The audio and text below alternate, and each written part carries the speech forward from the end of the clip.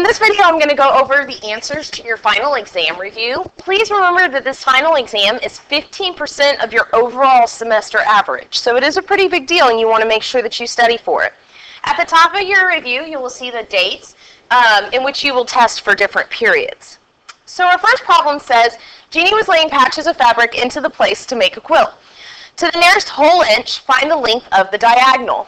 The diagonal is actually the same thing as the hypotenuse of the triangle. So what that tells us is that we have 6 and 6 with a right angle, and we need to figure out what that diagonal is. So a squared plus b squared equals c squared. It's a right triangle, so I'm going to use Pythagorean theorem. Is 6 squared plus 6 squared equals c squared. That's 36 plus 36 equals c squared, which is 72. So c is going to be the square root of 72, which it actually told you right there. However, if you notice your answers, they're not in square root form. So this one's definitely out because it should have a square root there. We need to figure out what number this is closest to. So this is really close to the square root of 81, which is 9, and the square root of 64, which is 8. So both of those are answer choices. I need to figure out which one it's closest to. So it is 9 units away from 81, and it is 8 units away from 64. So the appropriate answer to choose would be C. Which of the following is a right triangle? Well, if something's a right triangle, it means it has to work in the Pythagorean theorem. For example, let's test A. This has to be C because it's the biggest side. So I'm going to do A squared plus B squared equals C squared. That's 100 plus 100 equals to 400. 200 does not equal 400, which means this cannot be a right triangle. Now, I'm not actually going to work out every single solution. I'm just going to show you the one that's actually correct. So D is your answer here. 20 has to be C because it's your longest side. So 12 squared plus 16 squared equals 20 squared. So that's 144 plus 256 equals 400. And I have these memorized, so it makes it very easy for me to do these calculations, which is why we suggested that you memorize them as well. So 144 and 256 does give you 400, so it works, which is why D is your answer. On the next one, it says Mr. Thompson created mosaic tile in the shape of a square to place in his kitchen, which is closest to the length of the diagonal of the tile. This is the diagonal of the tile. It's a square. Each of them are 9. And if it's a square, that means it's a right angle. So what you've created is a right triangle with sides A, B, and then C is the hypotenuse. So we've got 9 squared plus 9 squared equals C squared. That is 81 plus 81 equal to C squared. And that is 162 equal to C squared. Therefore, C is the square root of 162, which is really close to the square root of 169, which is 13. Why did I do that? Because I don't have any square roots in my answer choices. So on the other side, it would be 144, which is 12. This one is only 7 units apart, and this one's way more than that. So I'm going to choose 13 as my answer. That is what is closest to that length. Helen's teacher is using the Pythagorean theorem without an illustration. Given the measurements of 12, 16, and 20, which must be the hypotenuse? So 20 must be the hypotenuse because it was the last value given? No, because it's the largest value. And remember, when we talked about the hypotenuse is always the longest side in the triangle. A water slide starts at 6 meters above the water. So this is where you would be sliding. So we start, here's your water. And extends 10 meters horizontally. So horizontally is straight across. So we need to figure out what this is. Be careful, because I know a 6, 8, 10 is a Pythagorean triple, but a 6, 8, 10 Pythagorean triple looks like that. So that is not a Pythagorean triple. So you need to plug it in. 6 squared plus 10 squared equals the hypotenuse squared. 36 plus 100, that's 136 equals C squared. So C must equal the square root of 136. So that's pretty close to the square root of 144. And on the other side, that would be 121. So that is 8 units apart from that one. And it is 15 apart from that one. So we're definitely closer to a square root of 144, which is 12. So I can either look for 12 or I can look for the square root of 136, which in this particular case, they gave us that. So I did a little bit of extra work. How many square inches of paper are needed to create the net? Square inches means area. So basically we are finding the surface area of this figure. You can either use the formula or you can find the area of each individual piece. It is a square pyramid, which means this is 5 by 5, so 25. I'm actually just going to find the area of all the pieces because for me with nets that's a little bit easier. So I've got 4 triangles with a height of 6 and a base of 5. So base times height divided by 2, because it's a triangle, is 5 times 6, that's 30, divided by 2 is 15. So one of these is 15, which means all of them are 15. So 15, 15 is 30, 15, 15 is 30. 30 and 30 is 60, plus 25 is 85. Student was trying to calculate the lateral surface area of the cone below. What was the student's error? So on this one, it said pi RL is the lateral surface area formula. So the first thing I'm going to do is look at my formula chart and see if that's true. So for a pyramid or cone, I've got the volume. Okay, and actually this is one of the ones that was not on your formula chart, but we would give it to you on the test, and it is in fact pi RL. So I've got pi. For R, they plugged in 8. 8 is actually the diameter, so I'm guessing that's their mistake. And then L is the slant height, which they plugged in 7. So that's good so far. Let's look for our answer. That is the correct formula, pi RL. If it was total surface area, you would also have to add in the base, which is pi r squared. They used the radius instead of the diameter. No, the problem is they didn't use the radius. They used the incorrect value of pi. Well, we don't really even know what they plugged in for pi, and so I don't think that's the answer. But it could be. I can always go back and double check that in a minute. They used the diameter instead of the radius. That one is definitely true. So that would be my answer. A painter uses a roller shown to the nearest square inch. What is the area covered by one complete revolution of the roller? So one complete revolution of the roller is going to roll out a big rectangle, which represents the lateral surface area. So I'm going to look for the lateral surface area of a cone on my cylinder on my formula chart, and I find that it's 2 pi RH. Remember that 2 pi r is actually your circumference of your circle, and h is the height of the prism. So what we've done is the circumference times the height. That represents the area of that rectangle, as we talked about in class. So now we have 2. I'm going to plug in 3 for pi because all of my answers are whole numbers, so likely we're not using 3.14. However, I do have 1.5 to plug in for my radius, and the height of my cylinder is 8. So this is where I would use my calculator to plug in my values, and I should get D on this one. Okay. If the side length of a cube is tripled, the volume increases by what? Okay, so here's a cube. Whatever this is, let's call it X. Actually, let's just call it 2. That means all of these are 2 because it's a cube. So if I multiply all of them by 3, that's what it means to triple. When I go to find my volume, it's big B times H. Big B is found by doing length times width times H. Now my length was originally 2, but now it's 2 times 3 times my width was originally 2, but now it's 2 times 3 times my height was originally 2, but now it's 2 times 3. So where originally I multiplied 2 by 2 by 2, now I'm doing 2 by 3, 2 by 3, 2 by 3.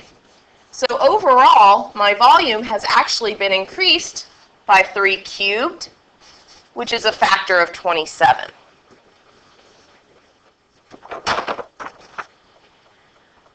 Find the volume of the piece of cheese below.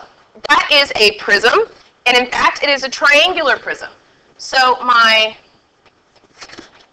base is right here, which means my other base is down here, not drawn in. So I always like to highlight both my bases and then the distance between my bases. And the reason I do the distance between my bases is because that's actually the height of the prism. So the volume formula is big B times H. Big B is going to be base times height divided by 2 because it's a triangle. The base is 5, the height is 13, and then I'm dividing it by 2. 5 times 13 is 65, and 65, excuse me, 65 divided by 2 is 32.5. So I'm going to plug that into my formula, and then now I'm using the height of the prism. That's the one that I highlighted. Don't use the height of the triangle. That's only for this. So 32.5 times 7 gives me 227.5. And again, you're using a calculator on this, so I don't need to show you all those calculations. All right, number 11. This one is also a triangular prism. However, I'm giving you the volume this time. So I'm going to highlight my bases, and then I'm going to highlight the distance between them, just like I did on the last one. My volume formula is big B times H, and we're looking for the height of the prism. So my volume is 672. I'm going to plug that in. I need to figure out what big B is. So it's the base of the triangle and the height of the triangle. Because this is a right triangle, bases and heights always make a right angle. So that means these two that I'm coloring in are my base and my height, which are 12 and 16. So 12 times 16 divided by 2 is 96. That's my big B. And I don't know the height of my prism. That's what I'm actually looking at. So now I have an equation that I need to solve. To undo multiplication, I use division. So when I divide both sides by 96, I should get 7 inches.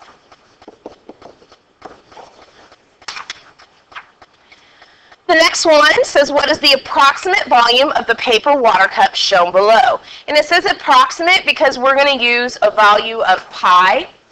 In fact, I'm going to use 3.14. That is an approximated value. It's a rounded answer. So to find the volume of the cone, you're going to do big B times H. And because it's a cone, you're dividing by 3. Now big B is pi r squared. So that's 3.14 times 3 times 3. And when I multiply all those together, I get 28.26. That is the area of my base. Remember, that's what big B stands for. H stands for the height of the shape, which in this case is 6. And then I need to divide all that by 3.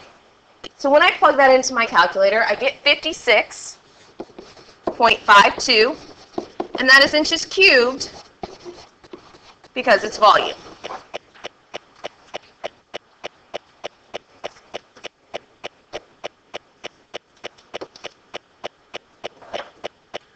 All right, so 2 rooms in a house are similar rectangles as shown in the figure. What is the area of the larger room?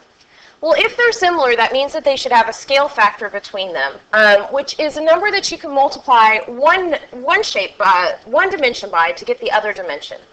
So in this case, it's not such an easy number to figure out what we're going to multiply by. So what I actually need to do is set up a ratio, and you always do the new figure over the old. So essentially, I'm taking this and I'm dividing it by 18 to figure out what number multiplies to give me my new number. So both of those can be simplified by 6. So they're both divisible by 6. That gives me 4 over 3. And so it's gotten 1 1/3 bigger, which is the same thing as 4 over 3. So you can multiply this by 4 over 3 to get your new number. However, there is another way that sometimes people find a little bit more self-explanatory, where you set up a proportion. So 18 matches up with 24, and 20 matches with x. So from here, you can cross-multiply and divide to figure out that x should be 26 and 2/3.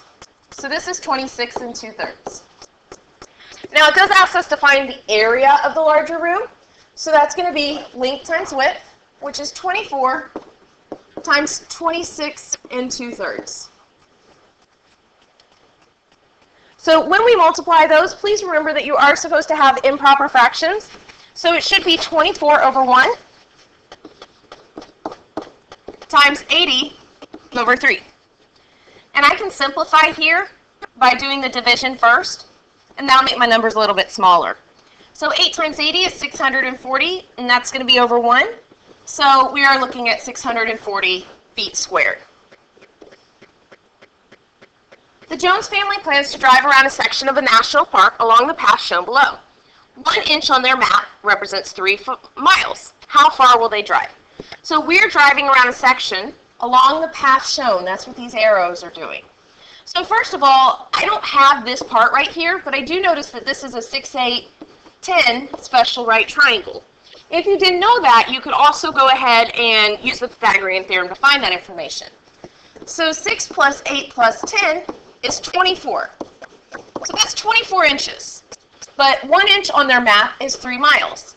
So I'm going to multiply by 3 to get my answer in miles. So 24 times 3 is 72. So they are driving 72 miles. Bonnie wants to use the 100 feet of fencing to enclose a vegetable garden. Which of the following shape would use all of the fencing and have the largest area? So first we have a rectangle with side lengths 10 and 40. So if we have 10 and 40, that's going to be 10 plus 10 plus 40 plus 40, which is 100. So it does use all the fencing. And 10 times 40 is 400.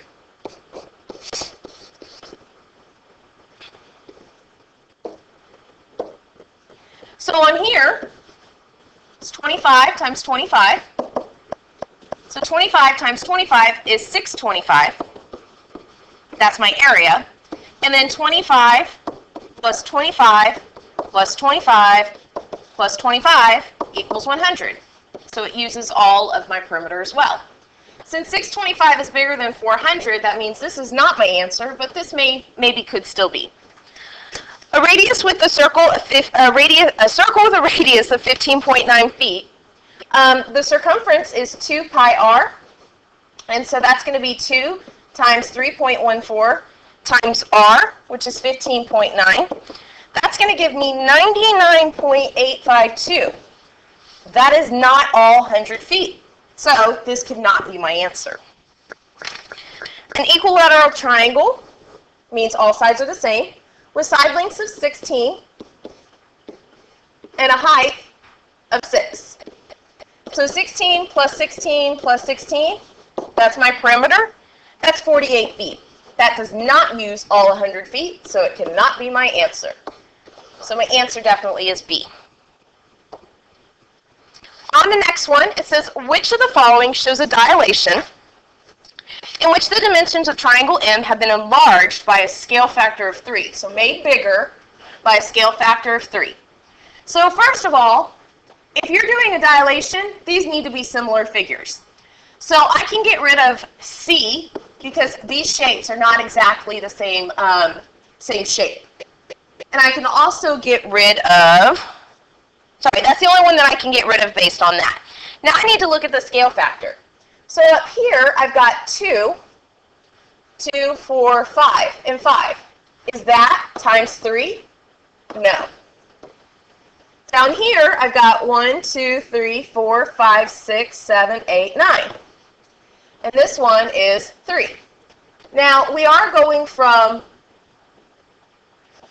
it says, which of the following shows a dilation in which the dimensions of M have been enlarged? So in this case, M is actually getting smaller. So that's a reduction, which is why that is not our answer. C was not because they didn't look the same. And this one is 2 units long and 6 units long. So 2 times 3 is 6. That means we had a similar figure, and it was increased by a factor of 3. Number 17. 2 figures are graphed. The transformation from figure 1 to figure 2 is a translation. It was slid. A reflection means it's flipped over an axis, a rotation is turned, and a dilation is getting bigger or smaller. So we're going to describe the transformation in words. I'm going to pick a point and then go to the other point on the corresponding figure.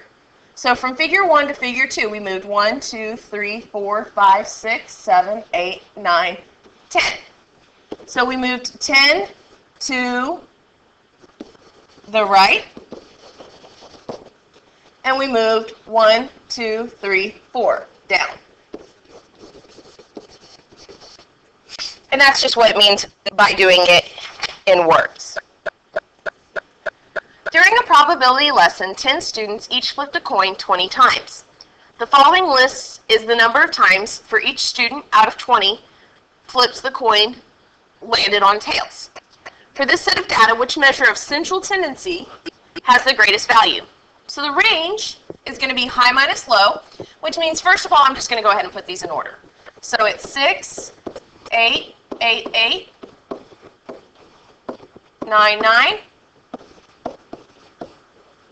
10, 12, 13, and 14. So we have 14 minus 6 equals 8. And the mode is the most common, which is 8. The median is the middle, so I'm going to count off the middle. There's 2 in the middle, so I add them up and divide by 2, I'm taking the average of them, which gives me 9. And the mean is actually the average, so I'm going to have to add these up. Now I'm going to do a little bit of grouping to help these numbers add up a little bit easier. So 12 and 8 is 20. I already have a 10. 6 and 8 is 14. And then 13 and 14 is 27. And 8 is my last number. Oops, sorry. And then I have an 18 as well from those two. So now I can do 8 and 8 is 16. Plus 4 is 20, and that makes 27. I'm running out of room, so I'll do it over here. 2, 4, 6, 8, and 9. So we have 97. And we have 10 numbers. So that number is going to be 9.7. So which one has the greatest value? D. Teacher is doing an experiment to see how closely experimental probability is to theoretical probability. He rolls a 6-sided die, number 1 to 6, and records the number of times the number 4 occurs when compared to how many times he rolls the die. The following graph shows Cedric's data. So we have a scatter plot, and it says which statement best describes the relationships shown in the scatter plot.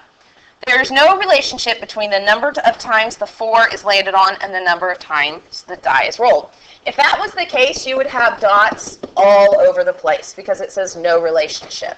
So that is not our answer, so I'm going to cross it off. As the number of roll increases, so this is the total number of roll, as it increases, the number of times the 4 is landed on increases. So this is how many times it's landed on, which means that as this increases, this should be increasing as well. Overall, that looks like what's happening, so I think it's my answer, but I need to look at the rest. As the number of rolls increases, the number of times the 4 is rolled, so that means we started out with a lot, and then it's going down. That's not the case, so it cannot be my answer.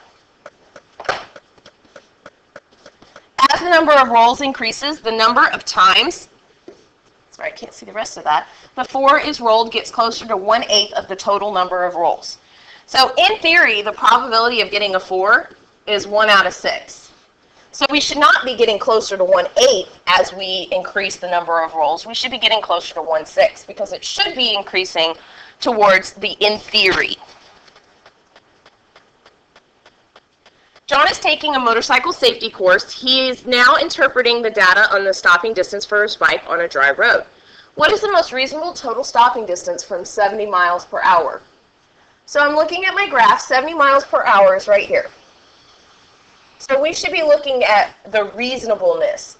If I'm creating a line through here, I'm thinking that it's going to look something like that, which puts my intersection maybe somewhere around there. So I'm looking at 225 and 275 is down here. So for me, I think that's too low. 275 and 300, again, I think that's too low. 300 and 350, that's right about there. And then 350 and 400 is a little bit too high. So I would choose answer choice B.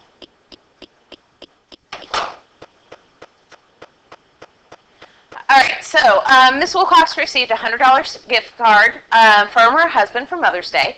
Her favorite drink at Starbucks is a venti Americano that costs $3.77 including tax. Assuming she uses her gift card to pay each time she goes, complete the table below. So if she buys one, her initial balance is 100, but if she buys one, we're subtracting $3.77 from that. So since you're using the calculator, I'm not going to make you show this work, but that should give you $96.23. And we're going to continue doing that all the way through the chart. Now make sure that this is always decreasing by 1 as you're filling in this chart, or you might make a mistake. So this is going to be 92.46, 88.69, 84.92, and 81.15.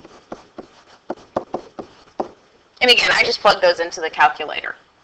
So it says, write an equation that can be used to determine the balance left on our card B after D, a number of ventis have been bought. So B is the total left on the card. We started out with 100, and we subtracted 377 per D, Americanos. So that would be my equation. Please remember that a equation always has an equal sign. The table below outlines the cost of a monthly gym membership. Which equation best represents this relationship? First of all, I notice that I've got 0 and 15. And that means that my starting point in my equation, the thing that's been added or subtracted from my equation, is 15. So I'm looking for an equation that has a plus 15. None of these have that. My rate of change should be 30. So as I'm increasing by 1, I'm going up by 30. And I just double check to make sure that that's happening every time. So in fact, C is my answer. Next one says, write an inequality for the following graphs. Okay, we are at -6. So I'm comparing x to 6. Is x getting bigger or is it getting smaller? Well, that shading tells me it's getting smaller. So x has to be a number that is less than -6. On this one, the point I'm looking at is -2. Oops, one more thing, almost forgot. You see how this is an open circle? That's why it's just less than. It means that it can't be -6. It has to be something that is on the other side of -6. However, this one is closed. So I can have that equal because it can be -2, but it can also be anything that's on the other side of -2. So now I just got to figure out, is it a greater than or a less than? This would be going down, this is going up, which means it is greater than or equal to. On the next one, luckily this is already in y equals the rate of change times our variable plus our starting point. It's already solved for y, so I need my chart. I always do -1, 0, and 1, so I'm going to plug in -1 for x. That's -2 plus 4, which is +2. Plug in 0, which is 0 plus 4. And plug in 1, which is 2 plus 4. These are the points that I'm going to plot: -1, +2, 0, 4, and 1, 6. What I notice is I'm going up 2 and over 1 every time. So I'm going to continue that pattern down this direction to complete my line. It isn't equal to, which means I can have a solid line. And now I just need to figure out whether I'm going to shade above or below. I generally try to choose 0, 0 as my test point when possible. And I'm going to plug back into the original equation. So this is 0 is less than or equal to 0 plus 4. So this says that 0 is less than or equal to 4. If that is a true statement, which it is, it means wherever that x is, if you're in the building, come to the front office. That's where I shade. Let's try one more of those.